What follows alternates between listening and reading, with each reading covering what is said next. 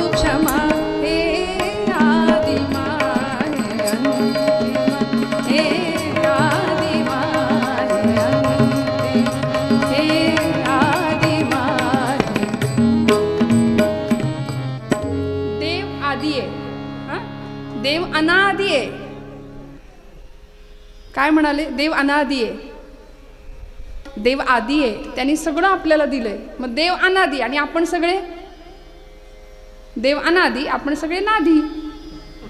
सोपं आहे की, काढून टाकायचा. आपण कुठल्या ना कुठल्या नादात अडकलेले कायम कायम. त्यामुळे मग पारावर बसणारी मंडळी, थोडं माफ करा मी स्पष्ट बोलते, जरा माझ्यापेक्षा मोठी माणसं इथं आहेत, पण माऊलींना ओवी का द्यावी लागली? येथ वडील जे जे करीती तया नाम धर्म ठेवीती. वडिलांवर, मोठ्या माणसांवर खूप मोठी जबाबदारी असते. पण पारावरची जुनी जाणती मंडळी जर हातात पत्ते घेऊन देशभराच्या गावाभराच्या चर्चा करत असतील तर कॉलेजला जाणाऱ्या पोरांनी बघायचं काय आणि शिकायचं काय? त्यामुळे देवाने इतकं सगळं दिलेलं असताना उत्तम आयुष्य, उत्तम जीवन परमेश्वरांनी दिलंय, मग त्याच्याकडे काय मागायचं? म्हणून म्हटलं देव अनादी, आपण नादी आहे.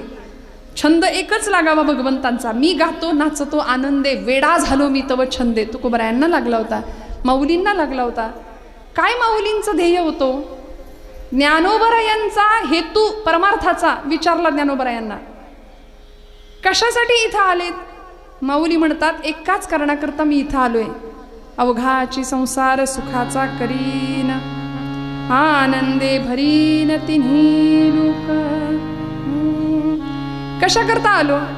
जाईन गे माये तया पंढरपुरा, जाईन गे माये तया पंढरपुरा, जाईन गे माये तया पंढरपुरा, जाईन गे माये तया पंढरपुरा, जाईन गे माये तया पंढरपुरा, जाईन गे माये तया पंढरपुरा, जाईन गे माये तया पंढरपुरा, जाईन गे माये तया पंढरपुरा. भेटेन माहेरा आपुलिया, भेटेन माहेरा आपुलिया, जाईन गे माये तया पंढरपुरा, जाईन गे माये तया पंढरपुरा.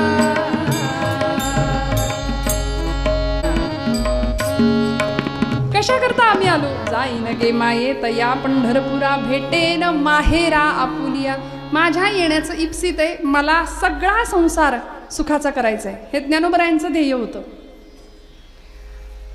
आनंदाचे आवारू मांडू जगा, हे माऊलींचं ब्रीद होतं इथं येण्यामागचं. वास्तविक येण्याचं काही कारण नव्हतं. ज्ञानदेवा चित्ती हरिपाठ नेमा, मागिलिया जन्मा मुक्त झालो. मागच्या जन्मात आम्ही मुक्त झालोय, पण तरी सुद्धा आलो. कशा करता? आनंदाचे आवारू मांडू जगा, सगळ्या जगाला आनंद द्यावा, तिन्ही लोक आनंदाने भरून टाकावेत, अवघा संसार सुखाचा करावा, हे माऊलींच्या येण्याचं ब्रीद होतं. आता आपण स्वतःलाच प्रश्न विचारायचा, मी इथं का आलोय? माझ्या येण्याचं ब्रीद काय? लोकांना त्रास द्यायला? म्हणजे आपली सरकारची धोरण आहेत, पाणी अडवा पाणी जिरवा. आम्ही धोरण अवलंबले याची अडवा त्याची जिरवा. जुन्या काळी एक सिरियल लागायची बघा दूरदर्शनवर, पांढरा म्हणजे ब्लॅक अँड व्हाईट टीव्ही असायचा. आता हे जुन्या माणसांना माहिती, आमची पिढी भाग्यवान की आम्हाला जुनंही पाहायला मिळालं आणि नवंही पाहायला मिळालं. आमची पिढी 80-90च्या दशकातली खूप भाग्यवान आहे. इथं असतील त्यांना कळेल. आपण कलर टीव्ही पण पाहिला आणि रंगीत टीव्ही पण पाहिला. आपण लँडलाईन पण वापरला, फोन नव्हता तोही काळ आपण पाहिला आणि आता एकदम स्मार्टफोन सुद्धा आपण पाहतोय. या नवीन पिढीला तो आनंद नाहीये जो आपण अनुभवलाय. जुन्या माणसांनी जो काळ अनुभवला तो त्यांचा सुवर्ण काळ होता. ब्लॅक अँड व्हाईट टीव्हीवर माणसं, म्हणजे टीव्ही रंगीत नव्हता पण माणसाची मनं रंगीत होती की नाही खरं सांगा. कुठे काही अडचणी प्रतिकूलता जाणवत होत्या का? अहो घरातलं एक माणूस कायम अँटिन्यावर असायचं, गेल्या का मुंग्या, आल्या का मुंग्या, कायम. पण तरी आनंद होता, कुठं कुरकुर नव्हती, कुठं त्रास नव्हता, आहे की नाही, कायम. सगळे मिळून एकत्र गुण्यागोविंदांनी. आता कुणाच्या घेण्यात नाही, कुणाच्या देण्यात नाही, कुणाचा चेहरा आम्हाला बघायचा नाही, नीट संवाद नाही, फक्त वाद जिथं जावं तिथं. आणि ते जिभेचं काम इतकं भयानक आहे. ती जीभ 2 प्रकारची कामं करते. पहिलं काम आहे स्वाद आणि दुसरं काम आहे वाद. म्हणजे चवी तर चाकते जीभ आणि दुसरं काम आहे वाद. म्हणून 99% भांडणं जिभेमुळं होतात. आणि ती कमी पडली की माणूस महाणामारीवर उतरतो. नाही हो, माऊलींनी खळांची व्यंकटी सांडो असं मागणं मागितलं, मैत्र जीवांचे ही अपेक्षा केली. मग इतकं व्यापक हृदय असलेल्या संतांना जेव्हा विचारलं जातं की काहीतरी मागा, तेव्हा तुकोबराय म्हणतात, देवा मला खरंच काही नको आहे, खरंच काही नको आहे. द्यायचं असेल ना, हेची भावी माझी आस, जन्मोजन्मी तुझा दास.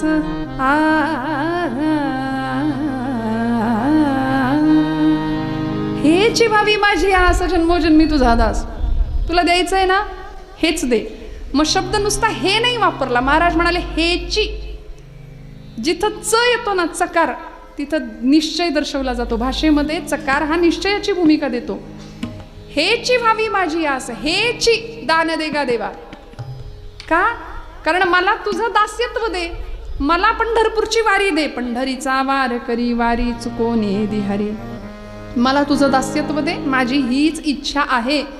कारण जीवनामध्ये आलेल्या सुखदुःखांच्या पलीकडं आनंदरूप जी अवस्था आहे ना, ती आम्ही तिथं अनुभवतो. कारण भगवंत आनंद अद्वय नित्य निरामय जे का निज ध्येय योगी यांचे आनंद स्वरूप परमात्मा आहे.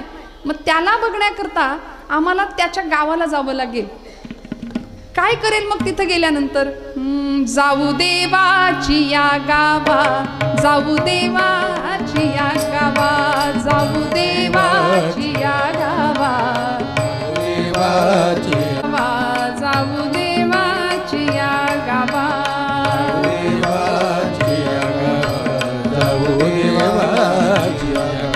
देव देईल विसावा, देव देईल विसावा, देव देईल विसावा, देव देईल.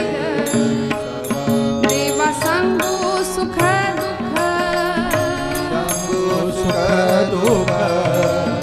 काय करायचं? भगवंताच्या जवळ गेल्यानंतर परमेश्वराला काय सांगायचं? प्रापंचिक माणसाला सुख दुःख सांगत बसायचं नाही. बघा, संसारी माणूस एकमेकांना भेटल्यानंतर, बारीक वाजवा, संसारी माणूस एकमेकांना भेटल्यानंतर एकमेकांना चाचपतो. माझं चुकत असेल तर खरं सांगा. आता आजपासून प्रयोग करा. 2 माणसं एकमेकांना भेटली, पहिला प्रश्न विचारतात, कसं काय चाललंय, बरं आहे का? बरोबर? आपला सर्वसाधारण प्रश्न, कसं आहे तुमचं, बरं चाललंय का? पुढचा प्रश्न येतो, पूर्ण उत्तर येतं, बरंच चाललंय म्हणायचं. चाललंय आपलं रडत खडत. मग विचारणाऱ्या माणसाला फार बरं वाटतं की चला, म्हणजे आपलंच बिघडलंय असं नाही, याचंही बिघडलंय. संसारी माणूस असाच असतो म्हणून दुःख त्याला नाही सांगायचं. ते ट्रॅफिक जास्त वाढवतात. म्हणून दुःख आणि सुख कुणाला शेअर करायचं? देवा सांगू सुख दुःख, देवा सांगू सुख दुःख, देव निवारील भूक, देव निवारील भूक, देव निवारील भूक, देव निवारील भूक. तुका म्हणे आम्ही बाळे, या देवाची लढीवाळे.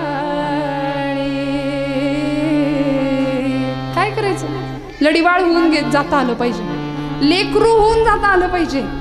संतांनी आम्हाला हे शिक्षण दिलं बघा. अहंता बाजूला सांडायची आणि लेकरू होऊन देवाकडे जायचं. आज सगळा लाखोंचा समुदाय लेकरू बनून चाललाय आईच्या सोबत, माऊलींच्या सोबत. जगाची माय आहे ती. अक्षरशः आईनं आपल्या छत्राखाली घ्यावं. काय निष्ठा आहे, किती मोठी शिस्त आहे आज वारीला. लष्करी शिस्त आहे. कुठल्याही इव्हेंट मॅनेजमेंट कंपनीला न उलगडणारं कोड आहे आपली पंढरपूरची वारी. काय नियोजन आहे, काय शिस्त आहे, काय सुंदरता आहे, काय सोहळा आहे. ज्ञानोबरायांच्या कृपा छत्रछायेखाली सगळे वारकरी एका शिस्तीत चालतायत. कुठेही कुणाचा हेवा नाही, कुणाशी काही भांडण नाही, जाहिरातबाजी नाही, कुठं काहीच नाही. आनंदाने प्रेमाने पंढरपूरला भगवंताच्या सानिध्यात जाण्याचा प्रयत्न आहे ना. मग तिथं जाऊन काय करायचं? देवा सांगू सुख दुःख देव निवारील भूक. तुकोबरायांना हे माहिती आहे. म्हणून महाराज म्हणतात, देवा तुला मला द्यायचंय ना, तर एकच दे. हेची व्हावी माझी आस, जन्मोजन्मी तुझा दास. मला तुझं दास्यत्व कर, दास्यत्व दे. नवविधा भक्ती प्रकारातली सर्वश्रेष्ठ असलेली भक्ती आहे दास्य भक्ती. श्रवणम कीर्तनम विष्णो स्मरणम पादसेवनम अर्चनम वंदनम दास्यम सख्यम आत्मनिवेदनम. श्रवण भक्तीपासून सुरुवात झालेली भक्ती आत्मनिवेदनापर्यंत आम्हाला घेऊन जाते. आणि असा भगवंत आम्हाला प्राप्त होतो ना. मग तो दास्य हा टप्पा आहे एक त्या प्रकारातला, त्या भक्तीचा, त्या पायरी, एक पायरी आहे त्यातली. मग दास्य म्हणजे कुठली पदवी आहे का? नोबेल प्राइज आहे का? पद्मश्री पद्मविभूषण असा कुठला पुरस्कार आहे का? नाही. दास ही अवस्था आहे, दास ही भूमिका आहे. या दास्य भक्तीमध्ये सगळं द्यावं लागतं देवाला. संपत्ती, रूप, ऐश्वर्य, गुण, सौंदर्य हे सगळं नाही देऊन चालत. दास्य भक्तीमध्ये देवाला स्वतःलाच द्यावं लागतं. सर्वस्व अर्पण करावं लागतं. एक वेळ सर्व नाही दिलं तरी चालेल, पण स्व अर्पण करावा लागतो, सगळं द्यावं लागतं दास्यत्व भक्तीमध्ये. मग अशी दास्य भक्ती अनेकांनी केली. मारुतीरायांचं उदाहरण आपण दास्य भक्तीसाठी सगळ्यात मोठं मानतो ना. दिलं देवाला, स्वतःला देऊन टाकलं. म्हणून असा वेळी भगवंत अशा भक्ताला देऊन टाकतो स्वतःला. भगवंत म्हणतात, मला तुझ्याकडे द्यायला माझ्याजवळ दुसरं काही नाही, मी मलाच तुला देऊन टाकतो. म्हणून देव भक्ताचा होतो आणि भक्त देवाचा होतो दास्य भक्तीमध्ये. तुकोबराय म्हणतात, देवा मला तुझं दास्यत्व दे. कारण दास्य भक्ती आली की तिथे अहंकाराला थारा नसतो आणि देवाला ॲलर्जी येते एका या गोष्टीची. देवाला अहंकार आवडत नाही. पण आमचा जीवन सगळं अहंतेने आणि ममतेने इतकं भरलंय, इतकं व्यापलंय. मी आणि माझं, मी आणि माझं. पहिला पै गाठी मारतो आपण, सगळा सेव्हिंगला जातो पैसा. जुनी माणसं म्हण वापरायची, उष्ट्या हाताने कधी कावळा सुद्धा हाकलला नाही या माणसानं. का हो? कधी देशाचा विचार नाही, कधी धर्माचा नाही, कधी समाजाचा नाही, कधी लोकांचा नाही. फक्त मी आणि माझं, आपलं कुटुंबाचा फक्त विचार आणि माझा विचार. असं करता करता एक दिवस हा जीव आला, सगळा व्याप केला आणि निघून गेला. मग मिळवलं काय? काहीतरी देणं माझं समाजासाठी असावं. जगाचा तो भार आपुल्या शिरावर, ऐसे थोडे तर वाटू द्या हो. ही भूमिका संतांकडून आम्हाला शिकायची आहे. माऊलींना विचारावं कधीतरी, ज्ञानोबराय तुमचं काय हो? काही कधी कुठं सातबाराचा आहे का तुमचा उतारा? कुठं काही 4-2 एकर जमीन घेतलीये का? ज्ञानोबराय म्हणतात, हे विश्वची माझे घर, ऐसी मती जयाची स्थिर, किंबहुना चराचर आपणची झाला. सगळं विश्व माझं घर आहे. म्हणून आज तुमच्या माझ्या घरात आपल्या गेलेल्या मंडळींचे फोटो कदाचित नसतील, पणजोबांचे खापर पणजोबा नसतील, पण ज्ञानोबरायांची प्रतिमा प्रत्येकाकडे आहे. कारण सगळ्या घरात, सगळ्या मनात ज्ञानोबांनी स्थान निर्माण केलं. 750 वर्षांचा काळ, 750वी आत्ताची माऊलींची जन्माचं वर्ष आहे माऊलींचं. तुकोबरायांना जाऊन 375 वर्ष पूर्ण झाली. वैकुंठ गमन सोहळा झाला. देव आहे की नाही अशा भूमिका असणारी मंडळी किंवा संतांच्या अस्तित्वावर आणि संतांच्या चमत्कारावर शंका घेणारी मंडळी आजही आहेत समाजामध्ये. मला असं वाटतं, ज्ञानोबरायांनी भिंत चालवली का नाही, रेड्यामुखी वेद बोलवली की नाही असं विचारणाऱ्यांनी, म्हणजे भिंत चालवली की नाही असं म्हणणाऱ्यांनी आधी वाघावर बसून यायचं आणि मग विचारायचं, भिंत चालवली का ज्ञानोबरायांनी? जमेल का? आम्ही कुणावर शंका घेतो? किती काही म्हटलं तरी तुकोबराय मानव देहासहित वैकुंठाला गेले होते हे त्रिकालाबाधित सत्य आहे की नाही? मग इथे शंका आणतो आम्ही. त्यामुळे आमचं नुकसान, आमचं नुकसान, आमचा घात करतं किंवा आमचंच नुकसान होण्याला आम्ही कारण ठरतो. मग अशा सगळ्यातून पार होण्याकरता दास्य भक्ती तुकोबराय मागतात आणि म्हणतात पंढरीचा वार करी वारी चुकोने दि हरी. भगवंता मला पंढरपूरची वारी दे. का हो पंढरीचीच वारी का मागितली? कारण पंढरपूर हे सगळ्या तीर्थांमधलं सर्वश्रेष्ठ परमपावन असं तीर्थ आहे. सखी पुसे सखीसी, दोन स्त्रिया आपापसामध्ये गोष्टी करतात. दोन मैत्रिणी भेटल्या की आपापसामध्ये त्यांनी काय बोललं पाहिजे हे आम्हाला ज्ञानोबराय शिकवतात. बघा, आम्ही दोन बायका दोन मैत्रिणी एकत्र खूप दिवसांनी भेटलो की तुझ्या गळ्यातलं किती तोळ्याचं आणि माझ्या गळ्यातलं किती तोळ्याचं, तुझी साडी किती रुपयाची माझी साडी किती रुपयाची, याच्यातच आपलं सगळं जाते ना, चर्चा संपून जाते. पण माऊली म्हणतात एक सखी दुसऱ्या सखीला काय विचारते, सखी पुसे सखी येसी, युगे झाली 28, अद्यापी वर कटेवरी कर भिवरे तीरा, वाळवंटी संत सभा सभा, देव का हो विटेवरी उभा उभा, देव का हो विटेवरी उभा उभा, देव का हो विटेवरी, देव का हो विटेवरी उभा, देव का हो विटेवरी उभा. काय झालं? देव का विटेवर उभा राहिलाय याचं कारण नेती नेती असलेले म्हणणारे वेद सुद्धा म्हणतात, पुसू नका बाई वेदासी काही, शेष शिणल्या झाल्या द्विसहस्त्र जिव्हा जिव्हा, देव का हो विटेवरी उभा उभा. वर्णन करता करता वेद म्हणाले न इति न इति नेती नेती. भगवंत सांगताच येत नाही कसा आहे तो, का विटेवर आला असेल. विटेवर येण्याचं कारण आपल्या सगळ्यांना माहिती, रुक्मिणी रुसली म्हणून भगवंत विटेवर आला. पुंडलिकाचं निमित्त केलं भगवंतांनी, पुंडलिकाचा भक्तासाठी भगवंत विटेवर आला. तुमच्या माझ्या अनेक असलेल्या संत मांदियाळीसाठी पांडुरंग परमात्मा तिष्ठत 28 युगांपासून देव विटेवर उभा आहे. तुकोबराय सांगतात तुझ्यासाठी मला पंढरपूरची वारी दे, पंढरीचा वार करी वारी चुकोने दि हरी. तुकोबरायांनी तिसरं मागणं मागितलं, संत संग सर्व काळ अखंड प्रेमाचा कल्लोळ. संतांच्या जवळ फक्त प्रेम आहे. बघा, प्रेम तुम्हाला मला जगात कुठेही सापडणार नाही. खरं प्रेम, खरी माया, खरी ममता फक्त दोन ठिकाणी मिळते, एक आई आणि एक दुसरे संत. एक आई बाप आणि दुसरे संत. पित्याच्या ठिकाणी प्रेम मिळेल, मातेच्या ठिकाणी प्रेम मिळेल आणि संतांच्या ठिकाणी प्रेम मिळेल. म्हणून ज्याला कोणी नाही ना, जो अनाथ आहे त्यांनी ठामपणे समजून जावं ज्ञानोबा माझी आई आहे आणि तुकोबा माझा बाप आहे. ज्याला कुणीच नाही त्यांना ज्ञानोबा आहे, तुकोबा आहे. म्हणून माऊलींची भाषा ज्ञानेश्वरीतली आईची भाषा आहे आणि तुकोबांची गाथेतली भाषा ही बापाची भाषा आहे. बघा, आहे की नाही? नित्य पठणात नित्य वाचनात असणाऱ्या मंडळींना मी काय म्हणते ते लक्षात येईल. आईची भाषा आहे. जरा एकही शब्द कठोर नाही माझ्या ज्ञानेश्वरी माऊलींचा. म्हणजे एरवी तरी मी मूर्खू असं म्हणणारे ज्ञानोबा आहे. मूर्ख म्हणायचं झालं तर स्वतःला म्हणून घेतात आणि तो मूर्ख सुद्धा उकारांत वळवतात, मूर्खू म्हणतात. तो सुद्धा टोचला नाही पाहिजे शब्द. आणि आपल्या बाबतीत बोलायचं झालं तर मूर्ख शब्दापासून आपला स्टार्टर असतो, तो तिथनं सुरुवात होते आपली. मग तुला बघून घेतो तुझं बघतो, मग जे काय असतं ते आता ज्याचं त्याला माहिती, मी काही बोलणार नाही. वितभर जमिनीच्या तुकड्यासाठी एकमेकांचा खून पाडणारे सख्खे भाऊ आज समाजामध्ये आपण पाहतोय. इतकी भीषण भयानक परिस्थिती आहे. का ज्ञानोबांच्या गावाला जायचं, का ज्ञानोबांच्या चरित्राकडे, का तुकोबरायांच्या चरित्राकडे आमची पिढी गेली पाहिजे. आज माझ्या तरुण भावंडांना मला नेहमी सांगावं असं वाटतं, आईला आई आणि बापाला बाप म्हणणारी माणसं नाहीयेत. पंढरपूरची विठाई स्वतःला आई का म्हणून घेते?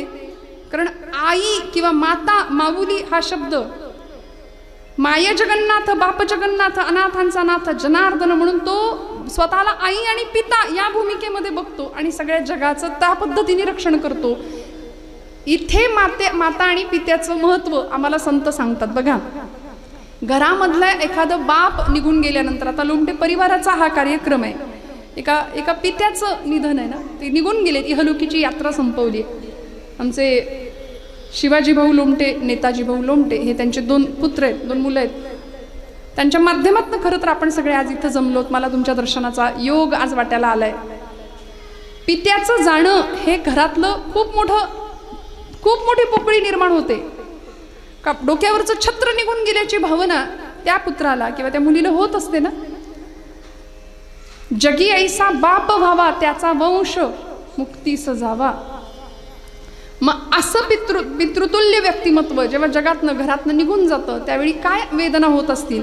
मग अशा वेळी आमच्या संतांना आम्हाला पित्याची महती सांगावी लागते की आज गेल्यानंतर आम्हाला एखाद्या व्यक्तीची किंमत कळते. आहे तोपर्यंत आम्हाला त्या व्यक्तीची किंमत कळत नाही. मी माझ्या तरुण भावंडांना नेहमी सांगते की आपण व्यापामध्ये, व्यवहारामध्ये, शिक्षण, नोकरी, धंदा करता करता लग्न झालं, प्रपंच सुरू झाला आणि आईबापांच्या जवळ बसणंच विसरून गेलो आम्ही.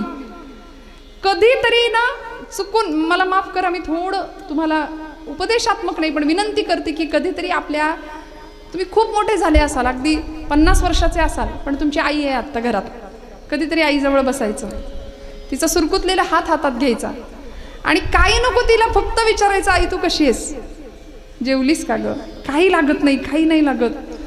पित्याला विचारायचं, बाबा कसे आहे, काही लागत नाही हो.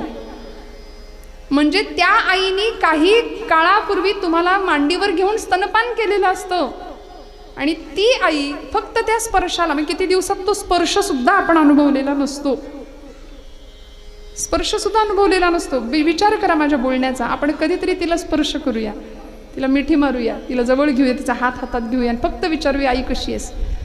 म्हणून आईचं आणि पित्याचं महत्त्व सांगताना नामदेव महाराज म्हणतात की देवाला जर शोधायचं असेल ना तर देव कदाचित विटेवर नाही सापडायचा. नाही ज्याला पंढरपूरला जाता आलं ना त्यांनी घरात आपल्या माता पित्याकडे जायचं, त्याच्या चरणावर डोकं ठेवायचं आणि नामदेव महाराज सांगतात, माता विठ्ठल, पिता विठ्ठल. विठ्ठल कुठे पाहता येईल? आईच्या चरणात विठ्ठल दिसेल, पित्याच्या चरणात विठ्ठल दिसेल. बाप निघून गेल्यानंतर मग पिंडाला कावळा शिवत नाही म्हणून हळहळ व्यक्त करण्यापेक्षा आहेत तोपर्यंत त्यांची किंमत राखूया. माझ्या तरुण भावंड नेहमी मी सांगत असते की तुम्ही, आमच्या आईबापाला काही कळतच नाही, जणू काही आपण कुठून ढगातून पडलो वरती. आणि इतका ॲटिट्यूड, आमच्या आईवडिलांना काही कळत नाही, आमचे आईबाप अडाणी आहेत. अरे अडाणी असले तरी अनुभवाचं विद्यापीठ आहे घरात त्यांच्या रूपाने. तुझ्या वडिलांनी टाकलेल्या पेट्रोलवरती आम्ही गाड्या अशा सुंदर पळवतो आमची पोरं. मला असं वाटतं, त्यांना असं वाटतं का की आम्ही खूप ओव्हर स्मार्ट आहे किंवा हँडसम डॅशिंग असं दिसतो. तुम्ही डॅशिंग नाही, तुम्ही मूर्ख दिसता. कारण वाऱ्याशी स्पर्धा करत गाड्या पळवणारे आमची पोरं एका सेकंदात होत्याचं नव्हतं होऊन घरामध्ये येतात आणि आई बापा समोर नको त्या अवस्थेत लेकराला बघावं लागतं. 9 महिने 9 मास जिने हृदयामध्ये, पोटामध्ये रक्ताचं सिंचन करून वाढवलं, काय दृश्य पाहावं लागतं. कुठेतरी सावध होऊया आणि आपला जन्म सार्थकी कसा लागेल याचा विचार करूया. नामदेव महाराज सांगतात, देवाला कुठं पहा, माता विठ्ठल, पिता विठ्ठल, माता विठ्ठल, पिता विठ्ठल,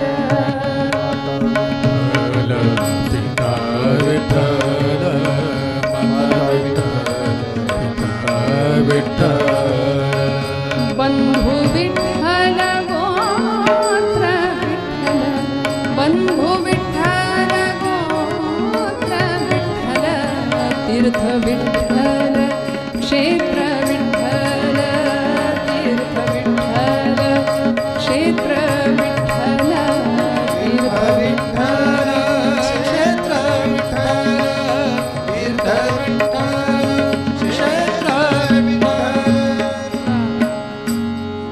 देवा विठ्ठल, देवा पूजा विठ्ठल,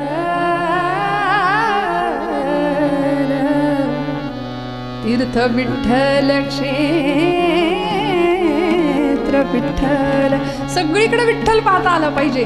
आणि ही भूमिका आम्हाला कुणामुळे प्राप्त होते? आम्हाला संतांमुळे प्राप्त होते. म्हणून संत संग सर्व काळ अखंड प्रेमाचा कल्लोळ. एक वेळ पंगत चुकली तरी चालेल पण संगत नाही चुकता कामा. जेवायला कुणासोबत चुकीच्या माणसासोबत बसला तरी चालेल पण संगत नाही चुकता कामा, कारण संघाचा रंग आमच्या मनाला लागतो. म्हणून असा संघ करावा की जो आमच्या जीवनात प्रेमाचा कल्लोळ निर्माण करेल. आणि संत स्वतः प्रेमस्वरूप आहेत, वात्सल्य सिंधू आहेत.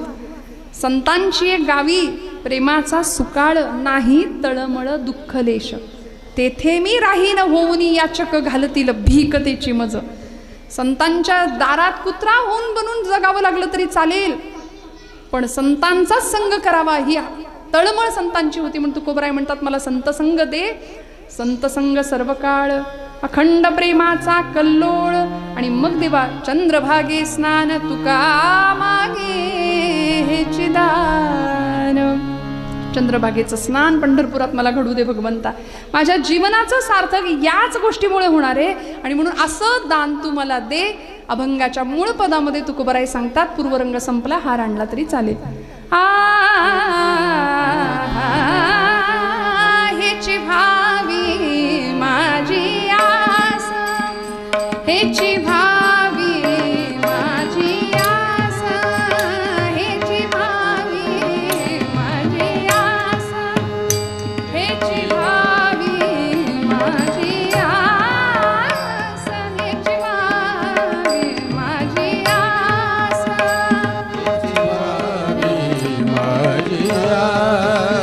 हेची भावी माझी आस.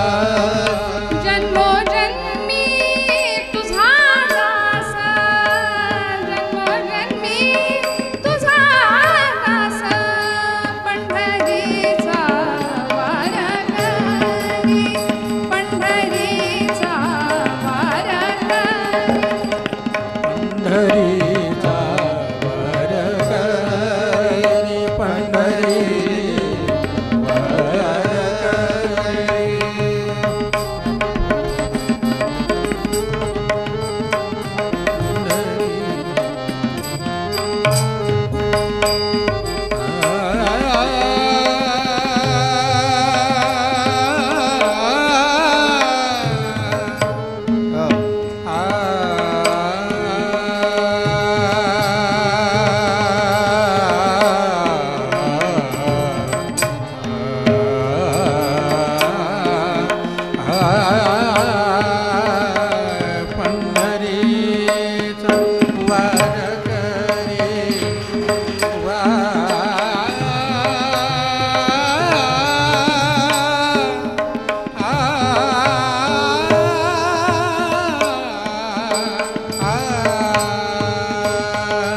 पंढरीचा वारकरी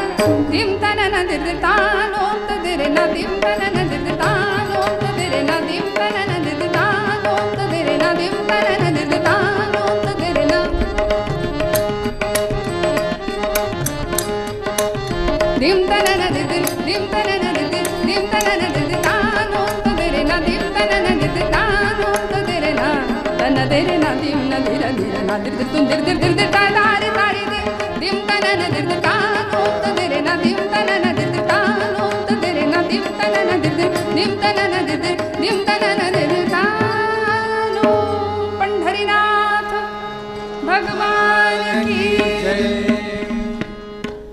कथेच्या नियमानुसार थोडा वेळ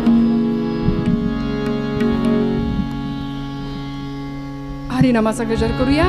गोड हाताने टाळी, मुखाने नाम घ्यायचं. खणखणीत आवाजामध्ये सगळ्यांचा आवाज आला पाहिजे. रंग रंग पांडुरंग रंग विठ्ठला, रंग विठ्ठला बोला हात वर करा सगळ्यांचा आवाज उद्या ओ रंग रंग पांडुरंग रंग विठ्ठला टाळी टाळी सगळे म्हणा रुक्मिणी समेता पंढरीनाथा रुक्मिणी समेता पंढरीनाथा भक्तिरंग विठ्ठला पांडुरंग विठ्ठला भक्तिरंग विठ्ठला पांडुरंग विठ्ठला ओम विठ्ठला ओम विठ्ठला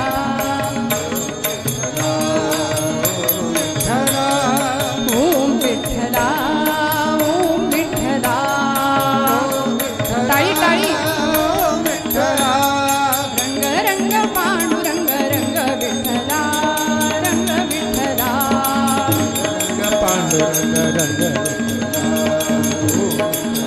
ओ रंग रंग पांडुरंग रंग विठ्ठला रंग विठ्ठला रंग रंग पांडुरंग रंग विठ्ठला रंग विठ्ठला रंग रंग पांडुरंग रंग विठ्ठला रंग विठ्ठला रंग रंग पांडुरंग रंग विठ्ठला रंग विठ्ठला रंग रंग पांडुरंग रंग विठ्ठला रंग विठ्ठला रंग विठ्ठला रंग विठ्ठला हो रंग विठ्ठला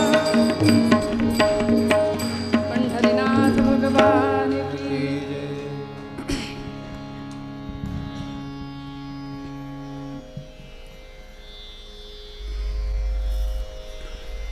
आषाढी एकादशी जवळ आली आहे आणि एकादशीच्या पर्वकाळाला पंढरपूरला वारकऱ्यांची ही दाटी आता पालख्या निघाल्यात सोहळा अतिशय आनंदाने सुरू आहे आणि पंढरपूर तिकडे पंढरपुरामध्ये पंढरीश परमात्मा विटेवर उभा आहे कटेवर हात ठेवलेत आपल्या भक्तासाठी तिष्ठत उभा आहे आणि तिकडून आईसाहेबांनी हळूच विचारलं का हो आता त्यांचा संवाद होतच असेल की नाही का हळूच विचारलं का हो हे एवढी सगळी गर्दी तुमच्याकडे येतेय आणि यातला प्रत्येक जण वैकुंठाला जाणार का आणि मग या सगळ्याच लाखो लोकांना जर वैकुंठ प्राप्त झालं तर तिथे लोकसंख्या किती वाढायची आणि तिथे ट्रॅफिक जाम नाही का होणार केवढी गर्दी होईल हा प्रश्न कोणी विचारला गृहमंत्र्यांनी आईसाहेबांनी विचारला पांडुरंग परमात्म्याला म्हणून तर तुकोबराय संत हुशार का संतांनी वशिला लावायचा झाला तर आधी तिकडून लावला रखुमाईच्या पती सोयरिया म्हणायचे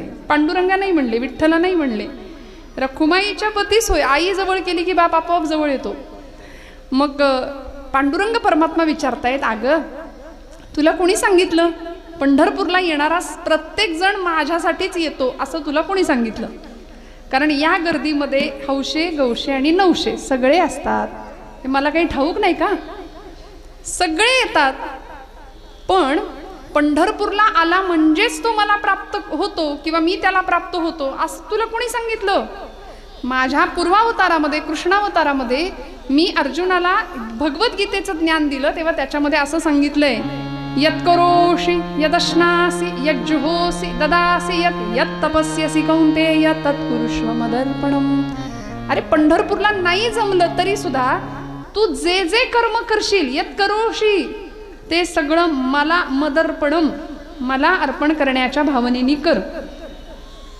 काय करायचं पायांनी चालणं ही भगवंताची प्रदक्षिणा आहे कानांनी भगवंताचं नाम ऐकावं डोळ्यांनी त्यालाच पाहावं जे कर्म करू ते भगवंताला अर्पण करावं यद यद कर्म करो मी तत्तदखिलम शंभो तवाराधनम आचार्य म्हणतात मग जो कर्मात मला पाहतो तो सुद्धा मला प्रिय आहे नाही पंढरीला यायला झालं म्हणून काय झालं आता हे सगळं आपल्यासाठी बरं का याचा अर्थ नाहीच जायचं असं नाही करायचं देव म्हणतो नाही जमलं एखाद्या वेळी यायला तर जो कर्मात मला पाहतो त्याला तो मला प्रिय आहे त्याला वैकुंठ लोक प्राप्त होतो बरं मग रुक्मिणी आईसाहेब म्हणतात आज आहे का असं कोणी की जो पंढरपूरला येतच नाही पण तुम्ही त्याला प्रेम करता किंवा तुम्ही तुमचं त्याच्यावर लक्ष आहे असा कोणी आहे का एखादा भक्त भगवंत म्हणले जायचं का त्याला भेटायला जाऊया म्हणे फार लांब नाही जावं लागलं पंढरपूरपासून काही अंतरावर असलेलं एक गाव आणि त्या गावामध्ये भगवंत रुक्मिणी आईला घेऊन आलेच ही गर्दी चाललीच आहे आणि देव आईसाहेबांना घेऊन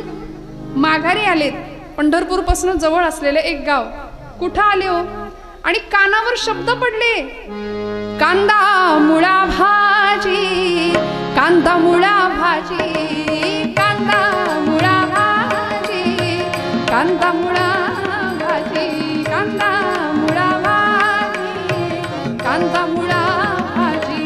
अवघी विठाई माझी, अवघी विठाई माझी, अवघी विठाई माझी, अवघी विठाई माझी, अवघी विठाई माझी, अवघी विठाई माझी. लसूण मिरची कोथिंबिरी, लसूण मिरची कोथिंबिरी, अवघा झाला माझा हरी, अवघा झाला माझा हरी. कांदा मुळा भाजी, कांदा मुळा भाजी, हो कांदा भाजी मुळा भाजी. अवघी विठाई माझी, अवघी विठाई माझी, अवघी विठाई मा. क्या बात है बाबा. अवघी विठाई माझी, अवघी विठाई माझी, अवघी विठाई माझी. सावत्याने केला मळा,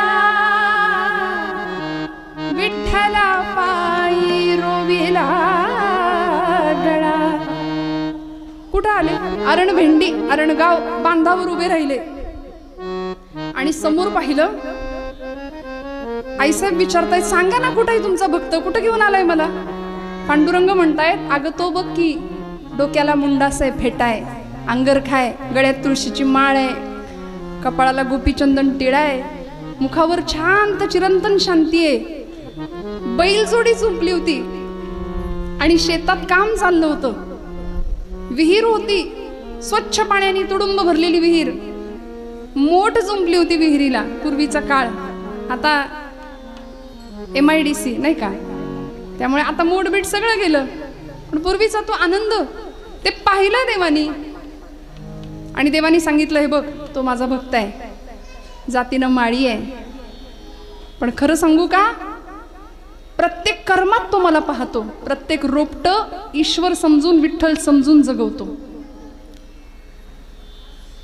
आणि आईसाहेबांनी भगवंतांना काही विचारावं तेवढ्यात तिकडून भर दुपारची माध्यान्नीची वेळ, आता काम चाललंय रानात म्हटल्यानंतर त्यांची बायको सावित्रीबाई, सावतोबांची पत्नी, डोक्यावर भाकरी घेऊन रानात आल्या. आणि सोलापूर साईड आता इरकल नाही का, इरकली लुगडं नेसलेलं, कपाळावर रुपया एवढं कुंकू. आता रुपयाचं अवमूल्यन झालं, त्यामुळे ते कुंकू केलं, पण पूर्वीच्या माता भगिनी मोठं कुंकू, पदर, खानदानी शालीनता. आणि तिच्याकडं पाहिलं आईसाहेबांनी, आणि दोघांचा आता संवाद ऐकायची इच्छा झाली. इकडं विठ्ठल रुक्मिणी बांधावर उभे राहून दोघांचा संवाद ऐकतायत. कारभारणीनं सांगावं, धनी आता बैलासनी मोकळं करा, चारा पाणी द्या आणि बसा बरं जेवायला, उशीर झालाय. सावतोबांनी बैल मोकळे केले, चारा पाणी दिलं आणि जेवायला बसले. अन्न ब्रह्माची प्रार्थना केली, पहिला घास मुखात उचलून घातला. तेवढ्यात बायकोनी प्रश्न विचारला, धनी बरेच दिवस झालं तुम्हासनी काही विचारीन म्हणते, पण आज काही राहावं ना, तर विचारू का? मी विचारेन त्या प्रश्नाचं उत्तर खरं खरं द्या बरं का. सावतोबा म्हणली, अगं विचार की, एवढा कसला विचार करतीस त्यात? अहो तुम्ही पांडुरंगाचा भक्त हायसा, कपाळाला गोपीचंदन टिळा असतो, बुक्का असतो, गळ्यात तुळशीची माळ असते, पण पंढरीला गेलेलं मी कधीच तुम्हाला पाहिलं नाही 15 वर्षात. आज आपल्या लग्नाला 15 वर्ष झाली. आपल्याला 8 वर्षाची नांगिता नावाची मुलगी आहे, नागू नाव सावतोबांच्या मुलीचं. पंढरपूरला गेलेलंच पाहिलं नाही. सावतोबा हसले आणि म्हणाले, कारभारने हा ऐका ग तुझा प्रश्न, तुला उत्तर देतो. जेवण आटोपलं, हात धुतला आणि बैलांच्या जवळ गेले. बैलांच्या पाठीवर एक मस्त थाप मारली आणि आपल्या कारभारणीला सांगितलं, बघा अगं पंढरपूरला मी जात नाही, याचं कारण तुला ऐकायचंय ना, कारण माझा पांडुरंग सगळीकडे आहे असं मी जाणतो. ईश्वर सर्वभूतानां हृद्देशेर्जुन तिष्ठती, ब्राह्मण सर्वभूतानी यंत्रारूढानी मायया. गीतेचं तत्वज्ञान, उपनिषदांचं गहन तत्वज्ञान सावतोबा आपल्या बायकोला सोप्प करून सांगतायत. एको देवा हा सर्व भूतेषु गूढ हा सर्वव्यापी सर्व भूतांतरात्मा. सावतोबा म्हणतायत अगं देव माझा कुठे आहे माहितीये, पांडुरंग कुठे आहे सांगू का तुला? बैल विठ्ठल, बैलाच्या पाठीवर थाप मारली आणि सांगितलं इथं विठ्ठल आहे माझा. शेत विठ्ठल बैल विठ्ठल शेत विठ्ठल बैल विठ्ठल शेत विठ्ठल विश्व विठ्ठल गे. बैल विठ्ठल शेत विठ्ठल विश्व विठ्ठल गे. विठ्ठल वाणी मोठ काळी ती बी विठ्ठल गे. विठ्ठल वाणी मोठ काळी ती बी विठ्ठल गे. बैल विठ्ठल शेत विठ्ठल विश्व विठ्ठल गे.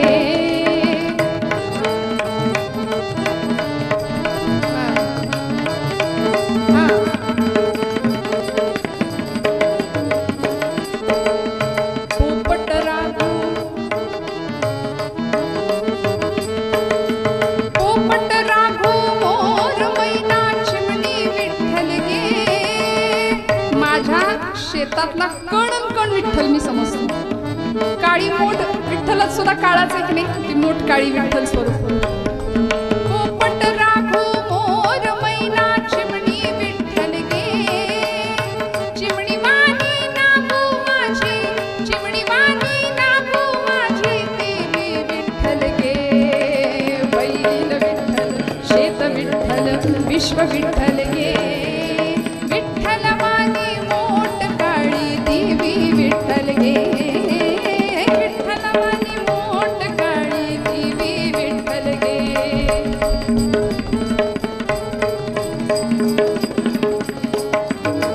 वृक्ष विठ्ठल वापी विठ्ठल वेली विठ्ठल गे.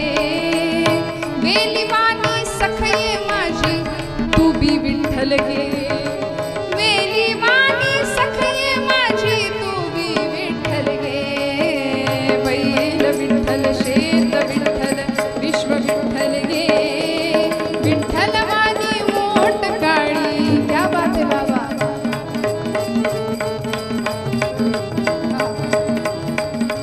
सर्व चराचर सूर्य चंद्र गे. सर्व चराचर सूर्य चंद्र गे. गमते विठ्ठल गे. विठ्ठलाचा दास सावत्या त्यो बी विठ्ठल गे. विठ्ठलाचा दास सावत्या त्यो बी विठ्ठल गे. बैल विठ्ठल विश्व विठ्ठल विश्व विठ्ठल गे. विठ्ठल वाणी मोठ काळी देवी विठ्ठल गे. विठ्ठल वाणी मोठ काळी देवी विठ्ठल गे. देवी विठ्ठल गे. देवी विठ्ठल गे. सगळं विठ्ठल. अगं संसारामध्ये माझ्या आधाराने राहणारी तू, एखाद्या वृक्षाच्या आधाराने जशी वेल राहते ना तशी सावित्री तू सुद्धा विठ्ठल स्वरूप. माझ्या घरात असलेली माझी नांगिता ती विठ्ठल स्वरूप. सगळंच विठ्ठल स्वरूप. बघा ना, प्रपंचात भांडणं होतील का? बायकोला विठ्ठल मानायचंय जमेल का? इकडं विचारते. सावतोबांनी मानलं तू विठ्ठल स्वरूप आहे, तू म्हणशील ते. आता हे आहेत तरी मी बोलते. तू म्हणशील ते. तसं तर पूर्व दिशा सगळी इकडचीच असते नाही का? घरात सुद्धा आपलाच आवाज असतो की नाही? हो म्हणा ना. बरं जाऊ दे, तुम्ही म्हणा. घरात आमचाच आवाज असतो की नाही? इकडे घरात या वर्गाचाच आवाज असतो की नाही? मग सावतोबा म्हणाले तू विठ्ठल स्वरूप, शेत विठ्ठल स्वरूप, सगळं विठ्ठल स्वरूप आहे. पंढरपूरला जायचं कशाला? आणि त्याही मागचा एक भाव असा सुंदर होता की हजारो दिंड्या आपल्या मळ्यावरनं पुढे जातात. मग आपण त्यांना शिधा पाणी देतो. हजारो माणसं आपल्या मळ्यात बसतात, जेवतात. त्यांच्या मुखातनं साक्षात पांडुरंग जेवतो अशी माझी श्रद्धा आहे. मग आपणच पंढरपूरला गेलो तर या लोकांच्या मुखात पांडुरंग उपाशी राहील ना. इथे पांडुरंग उपाशी राहील. म्हणून म्हणाले आता कर्म इथंच भगवंताला पाहायचं, म्हणून पंढरपूरला जात नाही. हे सगळं बायकोला कळलं, पण 8 वर्षाची त्यांची मुलगी होती, ती मागणं धावत आली, असं खांद्यावरून हात गळ्यात मिठी मारली आणि सांगितलं, बाबा बाबा, अहो माझ्या सगळ्या शेजारच्या मळ्यातल्या मैत्रिणी, ती यमी, ती ठकी, ती बनी, सगळे पंढरपूरला चाललेत. बाबा चला ना, आपण पण जाऊ यंदा पंढरपूरला मला जायचंय, मला घेऊन चला. 8 वर्षाची नांगिता म्हणते. आता पत्नीला सांगितलं, आता हिला काय सांगायचं? अधिकार तैसा करू उपदेश, मग हिला पटलं पाहिजे. म्हणून सावतोबा सांगतात, नागू अगं आपण पंढरपूरला जात नाही. बाबा का जात नाही? कारण पांडुरंग आपल्या मळ्याचा मालक आहे ग. त्यांनी आपल्याला सांभाळायला, कुळ म्हणून सांभाळायला हा मळा दिलाय. काय म्हणलात बाबा? पांडुरंग आपल्या मळ्याचा मालक आहे? आम्हाला माहिती नव्हतं. नाही, खरं तर सगळ्या जगाचा मालक तोच आहे. खरं सांगा, एक पिता काय असतो? आपल्या लेकीला सांगत होता, पांडुरंग या सगळ्याचा मालक आहे. आपण सगळं करतो, पण आपल्याला कधी कळणार की या सगळ्याचा मालक तो आहे? आपण मी आणि माझं एवढ्यातच बसलो ना. त्या नागूला सांगितलं, आपण आपल्याला हा मळा देवानी सांभाळायला दिलाय, मग त्यांनी दिलेलं काम सोडून आपण जर गेलो निघून, तर तो नाही का रागवणार आपल्यावर? आपल्याला जाता नाही येणार. नागू, देवा बाबा, पांडुरंग मळ्याचा मालक आहे, पण मग कधी खंडणी वसूल करायला येत नाही, कधी वाटा मागायला येत नाही, त्याला तर मी कधी पाहिलंच नाही. आणि सावतोबा बोलून गेले, नागू तू त्याला बोलाव, तू बोलाव, मग तो येईल. मुखातनं शब्द बाहेर पडला आणि या पोरीने मनावर घेतलं. 8 वर्षाची मुलगी. नवमीचा दिवस होता. नवमी, दशमी आणि एकादशी. आता एकादशीला पंढरपुरामध्ये ही अलोट गर्दी लोकांची, भक्तांची. नवमीच्या दिवशी हिने संकल्प केला की पांडुरंग मळ्यात आला पाहिजे, मळ्याचा मालक आहे ना, पांडुरंग आला पाहिजे. म्हणून अन्नाचा कण आणि पाण्याचा थेंब पोटात घेणार नाही, हा निश्चय केला, संकल्प केला. आणि भाज्या अशी खुडली, पेंड्या बनवल्या आणि परकराचा ओचा त्या ओच्यात त्या घेतल्या आणि वाटेत येऊन उभी राहिली. 8-10 वर्षाचं वय. वाऱ्या चालल्या होत्या, दिंड्या येत होत्या. आता काही दिंडी मालक थोडे उलट्या काळजाचे असतात, जरा धाडस करून बोलते नाही का, ते असतात. आमचे गुरुजी सांगायचे, माळ असते गळ्यात, माळेला मणी 108, पण तेवढ्या खोड्या असतात काहींकडे, त्याचं काय करायचं? त्यामुळं लेकरामध्ये पांडुरंग नाही दिसला हो. ती उभी राहिली अशी वाटेमध्ये आणि समोरनं दिंडी आली. वारकरी दादा, काय ग मध्ये उभी राहिली, चल बाजूला हो. अहो दादा, ही भाजी आहे ना, ही आमच्या मळ्यातली आहे आणि आमच्या मळ्याचा मालक पांडुरंग आहे. मग एवढी भाजी त्याला पोच कराल का हो? एवढी भाजी त्याला घेऊन जाल का? त्यांनी तिला असं ढकललं, चल बाजूला हो म्हणले. बाप तर कधी जात नाही पंढरपूरला आणि तुझी ही भाजी न्यायला आम्हाला काही आम्हाला गडी समजलीस, चल बाजूला हो म्हणून ढकलून दिलं तिला. ती भाजी सगळी पायदळी तुडवत निघून गेले. नागू रडायला लागली. सावतोबा म्हणतात, एवढ्या लेकरात पांडुरंग दिसला नाही, विटेवर कसा दिसेल? तेच झालं पुढे. अशा अनेक दिंड्या निघून गेल्या. परत तिने भाजी गोळा करावी. दशमी उजाडली तरी कोणी भाजी न्यायला तयार नाही. आणि या पोरीच्या डोळ्यांवर ग्लानी यायला लागली. डोळे खोल गेलेत, पोट खपाटीला गेलं. आई सांगते, नागू थोडं खाऊन घे, अगं थोडं दूध पी, थोडं फळ खा, थोडं भाजी खा, काहीतरी खा. नाही, पांडुरंगाला भाजी पोचल्याशिवाय मी काही खाणार नाही, तो मळ्याचा मालक आहे. सावतोबांनी भगवंताकडे हात जोडले, पांडुरंगा तू शब्द दिलायस, माझ्या मुखातनं तू बोलून गेलास, पांडुरंग येईल, आता तुला यावं लागेल. आणि सहृदय दयागन भगवंतांना वाईट वाटलं. हे लावलं हृदय करुणावत्सल दीन दयागन भगवंत. आणि भगवंत निघाले हो, वारकऱ्याचा वेश घेतला. त्याला काय अवघड आहे, नटनायक नटधारी असलेला परमात्मा. लगेच गळ्यामध्ये विणा अडकवली. 10 दिशांचे दिग्पाल वारकरी टाळकरी म्हणून झाले आणि निघाली भगवंतांची दिंडी. जय विठ्ठल जय हरी विठ्ठल, जय विठ्ठल जय हरी विठ्ठल, जय विठ्ठल जय हरी विठ्ठल, जय विठ्ठल जय हरी विठ्ठल, जय विठ्ठल जय हरी विठ्ठल, जय विठ्ठल. ही भगवंतांची दिंडी चालली. नागूला कळलं, दिंडी आली, परत आली समोर. पण आता सावध होती. आधी असं आहे, दुधाने तोंड पोळलं की ताक सुद्धा माणूस फुंकून पितो.